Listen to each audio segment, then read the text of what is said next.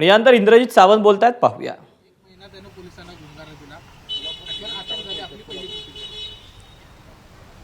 पहिली प्रतिक्रिया म्हणजे खरं तर अशा चिल्लर माणसानं 1 महिना आमच्या कोल्हापूरची भाषेत बोलायचं झालं तर तंगवातंगवी केली, ही खूप मोठी गोष्ट आहे. दुसरी महत्वाची गोष्ट ह्याच्यामध्ये हे आहे की 1 महिनाभर झालं तमाम अखंड महाराष्ट्रातील देशविदेशातील सगळे शिवप्रेमी या शिवाजी महाराज, संभाजी महाराज, राष्ट्रमाता जिजाऊंच्या बद्दल विष ओकणाऱ्या व्यक्तीला अटक करावी म्हणून सातत्याने त्यांनी सोशल मीडिया असेल आणि इतर जी माध्यमं आहेत त्याच्यावर विषय लावून धरला.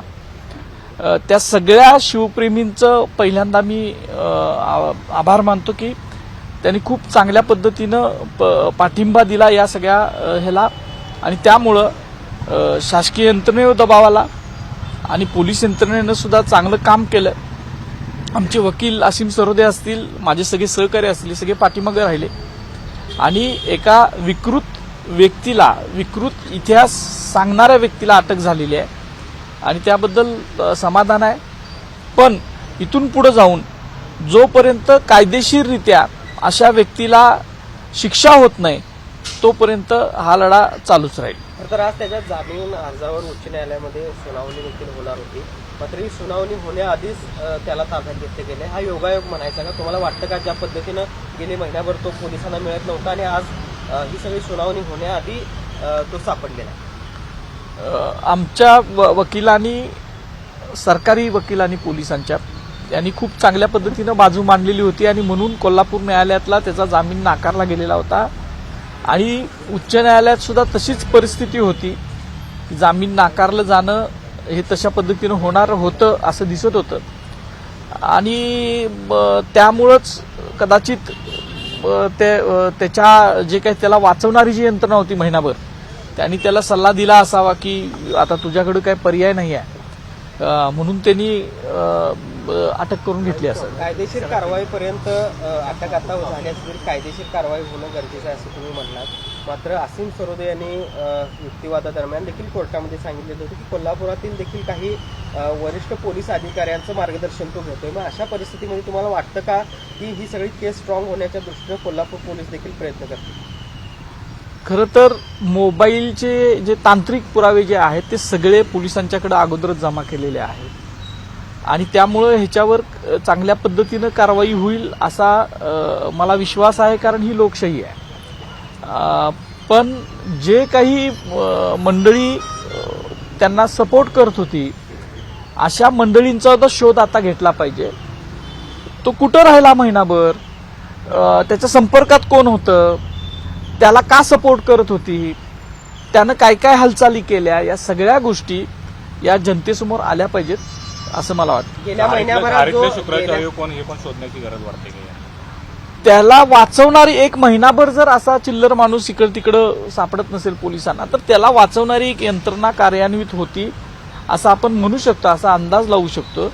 त्यामुळं त्यांचा शोध घेणं, आता तो सापडला असेल तर कसून त्याची चौकशी झाली पाहिजे असं माझं मत. त्याला वाचवायचा प्रयत्न करणाऱ्यांवर देखील मग गुन्हे दाखल झाले पाहिजे असं वाटतं का तुम्हाला?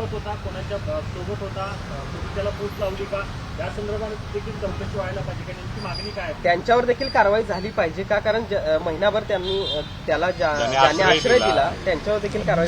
ज्यांनी या व्यक्तीला समर्थन दिलं, सपोर्ट केला, वाचवण्याचा प्रयत्न केला, त्या सगळ्यांचे चेहरे या महाराष्ट्राच्या समोर आले पाहिजेत. शिवाजी महाराज, संभाजी महाराज, राजमाता जिजाऊ साहेब यांच्याबद्दल विकृत लिखाण करणाऱ्या व्यक्तीनं, बोलणाऱ्या व्यक्तीला वाचवणारी प्रवृत्ती कोण आहे हे महाराष्ट्रासमोर आलं पाहिजे असं मला वाटतं. आताची अपडेट अशी आहे की प्रशांत कोरटकरनं जो अटकपूर्व जामीन अर्ज केला होता तो मागे घेतलेला आहे. त्याच्या वकिलांना याची आता मुंबईमध्ये माहिती दिलेली आहे. मी सुद्धा आमचे वकील ॲडव्होकेट असीम सरोदे सरांशी बोललेलो आहे. एकदा तो जामीन होता तो अटकपूर्वसाठी होता, आता अटक झाल्यानंतर त्याचा रिलेव्हन्सच राहत नाही, त्यामुळे मागं घेतला काय आणि न घेतला काय याचा काही संबंधच येत नव्हता. आता त्याला कांगावा करू शकतो. अटकपूर्व जामिनासाठी अर्ज केलेला होता, अटक झालेली आहे. तांत्रिकदृष्ट्या आता त्या अर्जाचा काहीच रिलेव्हन्स राहिलेला नाही असे आमच्या वकील साहेबांनी आम्हाला सांगितलेलं माझा होतं. प्रश्न त्यासाठीच होता की एका बाजूला आज त्याच्यावर सुनावणी होणार होती, महिनाभर तो सापडत नव्हता. मात्र सुनावणी होण्याआधी एक तासभर आधी तो पोलिसांना सापडतो. हा योगायोग मग म्हणजे कसं बघता या सगळ्या ह्याच्यात? या सगळ्याचाच तपास केला पाहिजे असं माझं मत आहे. आणि हा योगायोग आहे का मुद्दाम म्हणून केला, हा सगळ्याचा तपास करायला पाहिजे. आता मी इथं बसून तर ते सगळं सांगू शकत नाही की नेमकं काय झालं, पण घटना अशा घडतात की योगायोग वाटावा असं वाटतंय. काय सांगाल? आपण पाहतो की तुमचे जे काही व्हिडिओज आहेत त्याच्या खालचे पोस्ट जर वाचले तर अनेक जण विकृत पद्धतीने बोलत असतात. तुम्हाला फोन करताना सुद्धा रात्री 12:15च्या दरम्यान फोन आलेला आहे. म्हणजे कुठेतरी वेगळ्या पद्धतीनं जे खरे विचार मांडतात त्यांना रोखण्याचा प्रयत्न केला जातो या महाराष्ट्रात असं वाटतं. सगळ्या भारतभरातच गेले 10-15 वर्ष ही परिस्थिती आहे. कारण सगळ्या भारतात आपली मित्रमंडळी आहेत. जे सत्य इतिहास मांडत असतात त्या सगळ्यांना असा त्रास दिला जातो. अत्यंत खालच्या पातळीवर जाऊन ट्रोलिंग केलं जातं, कुटुंबावर बोललं जातं. आणि ही सगळी मंडळी जी आहेत ती प्रोफाईल लॉक असणारी असतात किंवा एका विशिष्ट विचारधारेच्या संबंधित एका विशिष्ट विचारधारेच्या फॉलोअर असणारी ही सगळी मंडळी आहेत. आणि ही विकृत मंडळी आहेत. त्यांना फक्त ते पाठीमागून धमक्या ते देतात.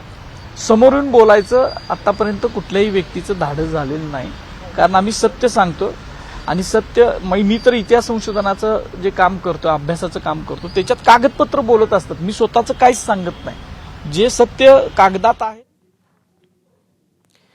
तेव्हा गेले 1 महिनाभर प्रशांत कोरटकर कुठे होता या अनुषंगानं देखील आता पुढे तपास झाला पाहिजे. त्याला मदत करणाऱ्यांची नावं महाराष्ट्रासमोर आली पाहिजेत अशी मागणी इंद्रजित सावंत यांनी केली.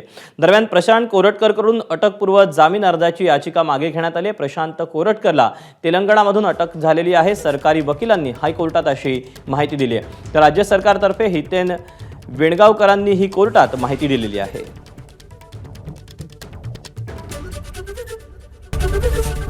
एबीपी माझा, उघडा डोळे बघा नीट.